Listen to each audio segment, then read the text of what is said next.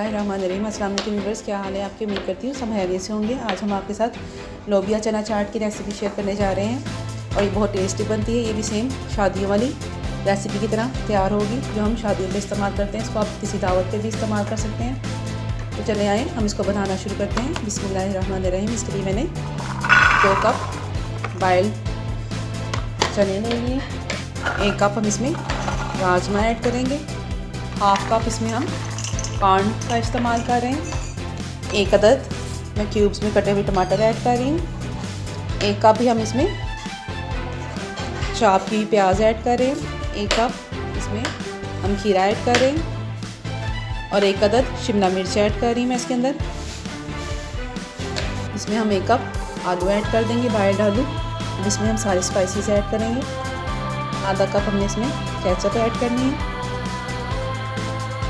आधा कप हम इसमें इमली की सॉस ऐड करेंगे।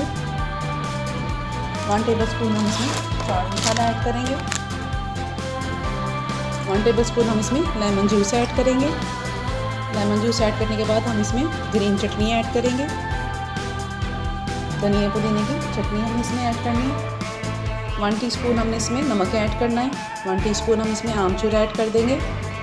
आधी प्याली हम इसमें बंद गोभी ऐड कर देंगे और इसको अच्छे से हम मिक्स कर लेंगे। ये चाट बहुत मज़े की बनती है, आप इसको लाजमी ट्राई कीजिएगा। ये भी बिल्कुल दावतों वाली है जो शादियों पे आप चाट इस्तेमाल करते हैं, सेम उसी तरह की चाट है और बहुत मज़े की बनती है। टेस्ट करने के बाद अगर आपको कोई चीज़ अपनी टेस्ट के अकॉर्डिंग कम या ज़्यादा लगे तो आप उसमें मज़ीद ऐड कर सकते हैं।